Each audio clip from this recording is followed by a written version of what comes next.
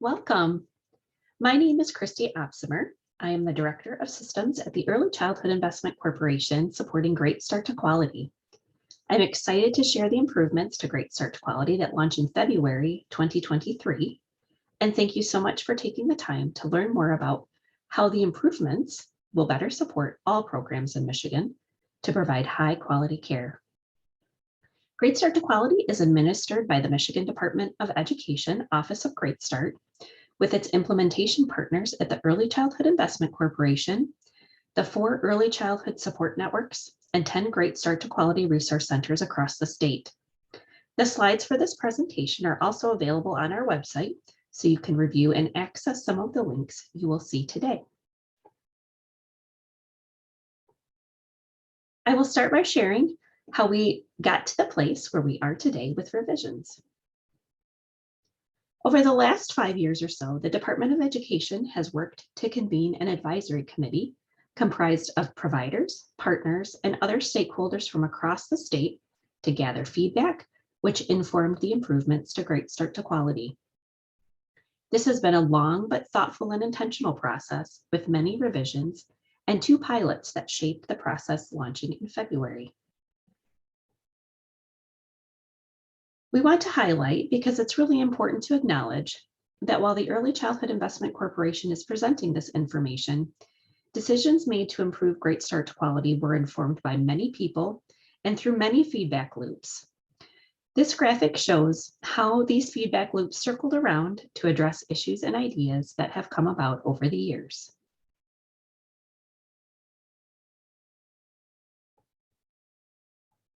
And here are the voices that shaped this revision process.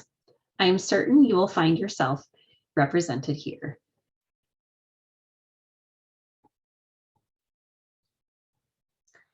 Unfortunately, inequities exist in many systems, and folks working on Great Start to Quality revisions really kept equity as the guiding light when making decisions about process and structure. These are a few inequities and areas for improvement that stakeholders work to address through the revision process. Certainly, the structure and the process could be improved. Making sure that all program philosophies are represented is important. Star ratings feel inaccurately like hotel ratings. Sometimes it's hard to see the benefits. It's a lot of work. Access to curriculum, assessment, and screening tools is costly. Technology and language supports are needed. Scoring and rating is high stakes, specifically related to those who serve children that receive childcare subsidies.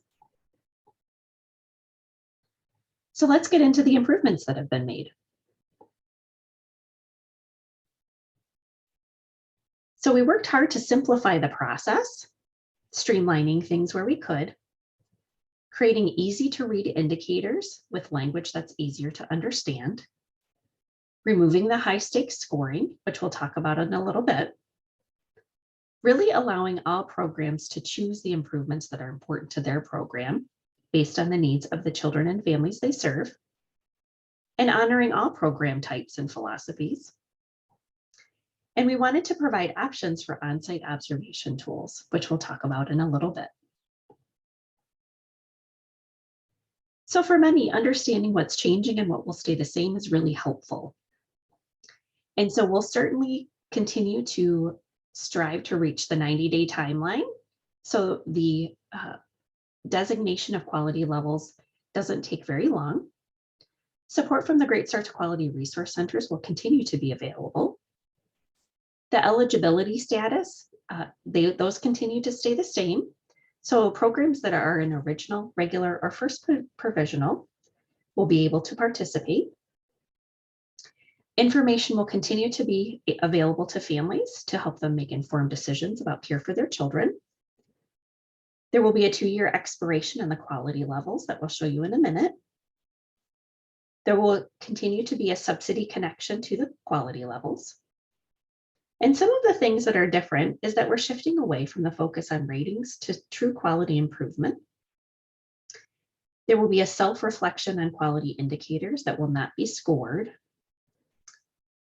CLAS, ERS, and SELPQA will be used for on-site observations, and we'll talk about what those acronyms mean in a little bit. There will be no alternate pathway for varying programs, and so every program will go through the same process. There will be a focus on equity, which you'll continue to see woven through our conversation today. And quality will be measured in programs with school agers. So that's something that's really different. We have never measured school age programs in care settings licensed for 0 to 12. So more to come on that. Some of the language you'll hear me use today is a little bit different, and we're hoping to be more supportive and reflective of the revised process. And so instead of a quality rating and improvement system, we will be calling it a quality recognition and improvement system. We really want to focus on the work that programs are doing in the moment. Action items will be called goals. The self-assessment survey will now be called the self-reflection. Star rating will be called quality level. The on-site assessment will be called on-site observation. Quality improvement consultants at the Great Start to Quality resource centers will now be called quality improvement coaches. So decisions are still being made as to how the conversion from stars to quality levels will be made. So the receipt of child care subsidy will not be impacted through the transition. Final decisions on how this will take place should be made within the coming months or so, so August or September. We know that this is certainly a point of concern for providers. We want everyone to know that folks are taking their time to make thoughtful decisions in the best interest of children, families, and providers. And we will communicate once we know those decisions. So make sure that you stay connected, and we'll talk about how to do that in the coming slides. So remember, the self-reflection is similar to the current self-assessment survey, but it allows for more intentional reflection. It includes new and revised indicators. There are 4 selection options as responses to the self-reflection that help support programs in seeing where they are in the moment and where they can focus efforts towards improvement. It also allows for acknowledgement of various program philosophies.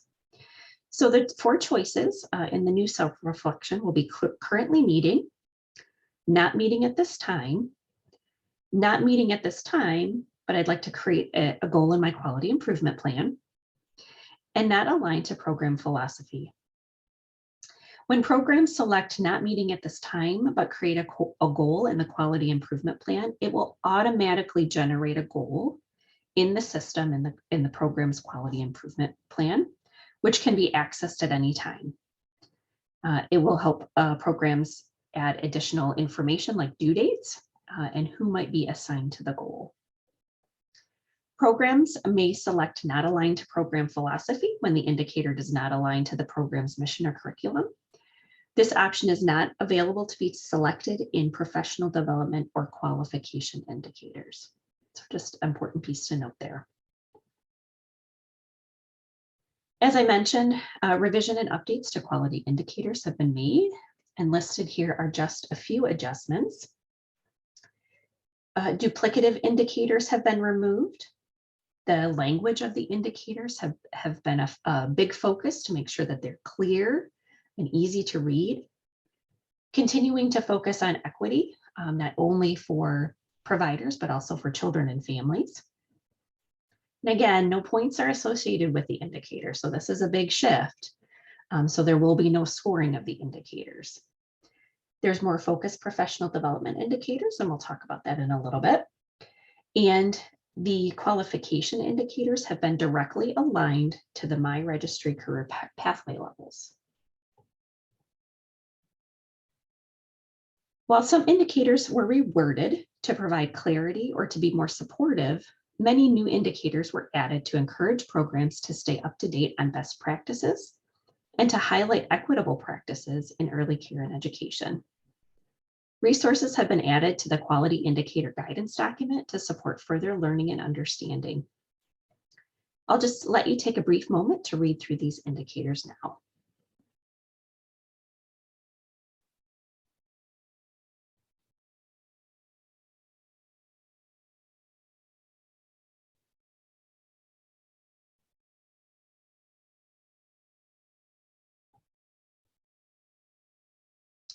Because of really positive provider feedback, the professional development section of the self-reflection has been expanded to include more focused topics to support professional development planning for staff. Topics were selected to provide options based on best practices, increased awareness of equitable practices in early childhood and school age programs, and age-focused responsive care. All focus topics of professional development hours will count towards the indicator that it includes 8 professional development hours beyond licensing requirements. What's important to know is these indicators and the types of professional development are already in my registry. And you can see here that you can search by topic, an area of interest, to begin the professional development journey that will align with the new process.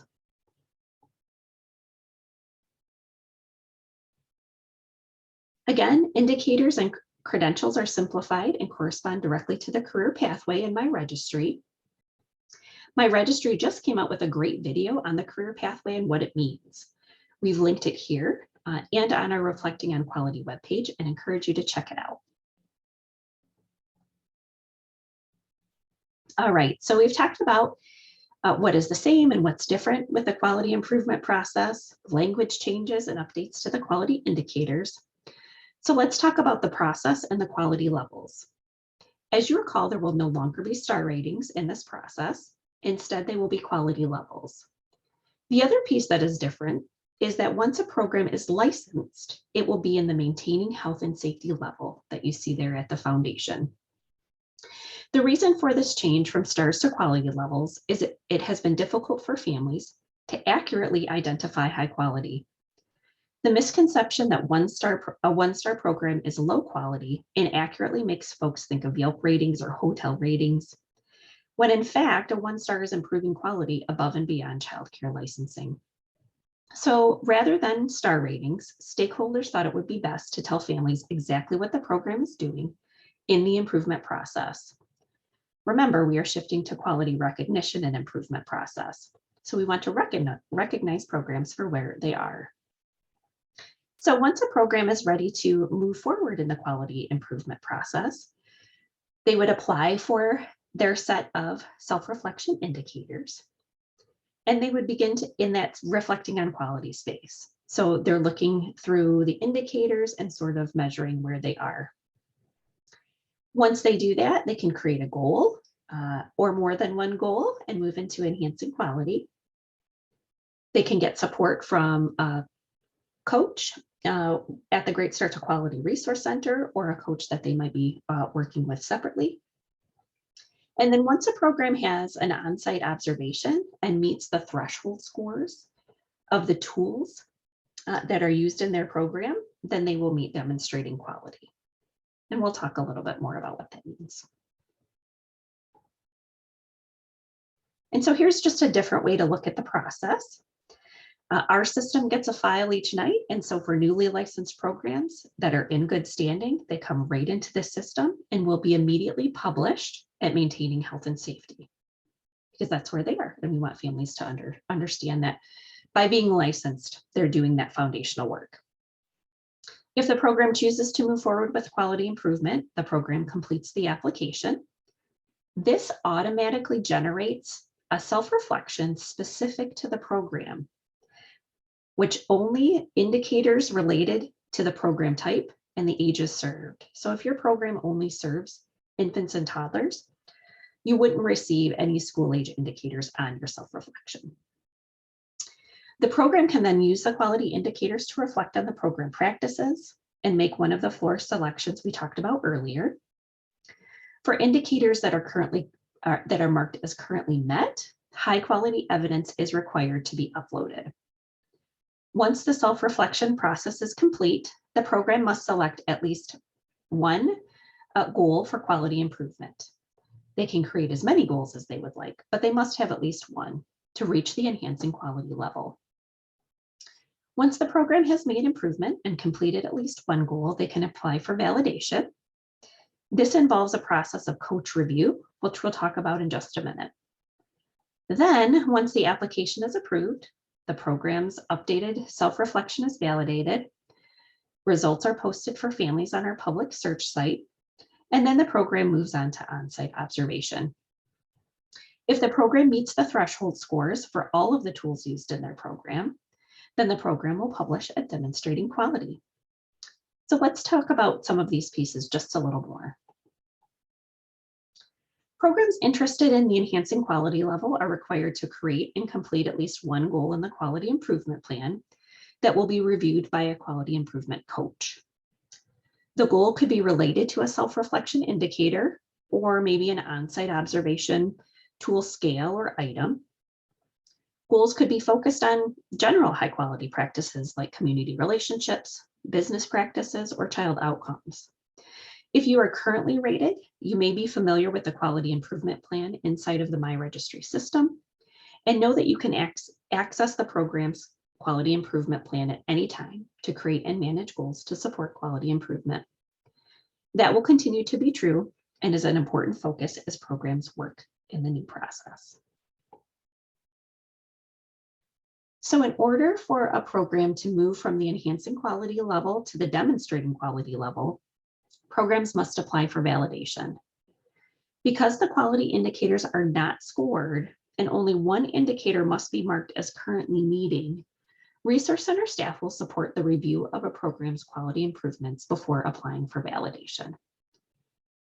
Resource Center staff will review at least one completed goal as well as other items in the self-reflection. They may reach out to discuss improvements made by the program and answer any questions before the program applies. If a program uses a coach or consultant outside of Great Start to Quality, the Resource Center may contact that person to discuss the review. This process is to ensure that programs feel really supported moving towards the on-site observation. The validation process is relatively unchanged in the quality improvement process than what it is currently. Documentation is now required for all indicators that are marked as currently meeting. Quality improvement goals, qualifications, and professional development indicators will use information directly from My Registry or the quality improvement plan for documentation. Programs may now choose to not have a validation call. This means that the program will simply upload their documentation and submit it, and the validators will validate what is in the self-reflection. Another great opportunity, which is currently true and will continue, is that interpretation and translation is available through the entire process. So let's talk about on-site observation. So Great Start to Quality currently uses the Program Quality Assessment, or PQA, for early childhood programs as the on-site observation tool. And for school time only programs, we use the school age PQA. Beginning in February, there will be multiple tools to offer many programs a choice for the tool that is used in their program. The Classroom Assessment Scoring System, or CLASS, is one option. And there is an infant, toddler, and pre-K tool that will be used. This tool really focuses on adult-child interactions. The ERS, or Environment Rating Scales, include an infant-toddler tool, an early childhood tool, and a tool specifically for home-based child care providers. This tool really specifically focuses on the environment, although it does measure adult-child interactions as well. The Social Emotional Learning Program Quality Assessment, or the SELPQA, is specific to groups of school-age children ages 5 to 12. What's important to note is a program that has a GSRP, Great Start Readiness Program, or a Head Start classroom. The entire program must use CLASS. And that's really just to ensure consistency and ease of support with quality improvement. So you're probably wondering about the options for your program. This chart shows the various options that we are currently addressing. There are probably other circumstances that aren't listed here that we would need to consider, and we can work directly with your program to determine the right options. The one thing I would like to point out is that programs cannot choose to use both CLAS and ERS. Only one suite of tools can be chosen per program. The other thing to note is that the SEL-PQA is the only used in settings where children younger than school age are separated. So we wouldn't use it in a situation where there's mixed age groups with early childhood children. So that was a lot of information. Let's talk about how your program can prepare for the transition. So because of all of these changes, we have to make adaptations in the actual technology system. And because of that, there will be a period where the system in which programs currently get rated will be unavailable. So we believe that sort of blackout period will be between December 1st and the end of January 2023. Programs whose current star rating expires between now and April 30th of 2023 are really encouraged to rate in the current system so that their rating doesn't expire. And this is especially important for programs that accept childcare subsidy. We encourage you to take a look at our website where you can see the full timeline and sort of see where your program falls. We also encourage you to reach out to your Great Start to Quality Resource Center, and they can help support you with moving forward if you choose. There are many other ways to prepare for the launch. One is setting up an organization profile in My Registry if your program doesn't already have one. My Registry is the foundation for the quality improvement process. My Registry memberships for all of your staff will be really important so that we can have access to their qualifications as it relates to those indicators, as well as professional development indicators. Connect with your resource center. They are a plethora of great information and can really help you to support you in preparing for the new process. Review the indicators and guidance documents. Those are now available on our website, so you can take a look and see what programs will be measured with in the future. And once you've looked at those indicators, you can begin to compile documentation ahead of time so that you can be prepared. Take professional development. Those opportunities, like I mentioned before, can be searched in My Registry today, so you can get started on that. CLAS, ERS, and SEL-PQA training will continue to be available. Many of you may have already taken some CLAS opportunities with staff at the Early Childhood Investment Corporation, and we appreciate you doing that. And there will be more to come. So communication is the key. We know that about all things. And a couple of pieces related to communication will be happening over the coming months. A new mission, vision, and value statement for Great Start to Quality is being developed so that as all of us do our collective work to support childcare programs in Michigan, we're all driving to the same goal. We'll be rebranding the logo in the website. As you can see, our little star guy down there in the corner is no longer relevant when we're not using stars in our system anymore. So you'll be able to see that new branding coming soon. Communication to providers. We've been sharing with providers that this process is coming, and you'll see a more intense campaign once we have that rebranding done so that everyone can be prepared for this transition. And really, most importantly, communication campaign with families will take place in the coming months because we know that families drive our system, and the whole goal of a quality recognition system is to let families know where the high quality programs are in their communities that meets the needs of their families. And so we will be sharing that out in the coming months, which is really exciting. The most important thing that you can do is tell your friends, your colleagues, providers in your community, and your colleagues to let them know that this is coming and think about how you might all work together to prepare as well. I wanted to show you where on our website you can go to find out more information. Remember, these pages will continue to be updated as more resources are created or final decisions are made about pieces of the process. Under the What's Next menu is the Quality Improvement Process page, which really gives an overview of the improvements that have been made to Great Start to Quality. And then there's a page for each of the quality levels that we showed you earlier. So really encourage you to take a look there. There's also information about validation and on-site observation that will be really helpful. Here we have just a few of the resources ready for you and coming soon to our website. We encourage you to take a look at the slide deck so that you can click on these links, but these are just really great resources either within our website or with our partners to help you get ready.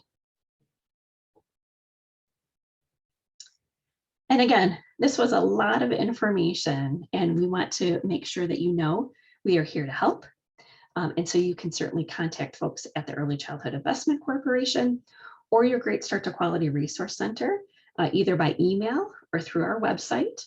And the email address is there, greatstarttoquality@ecic4kids.org, or on our website at greatstarttoquality.org.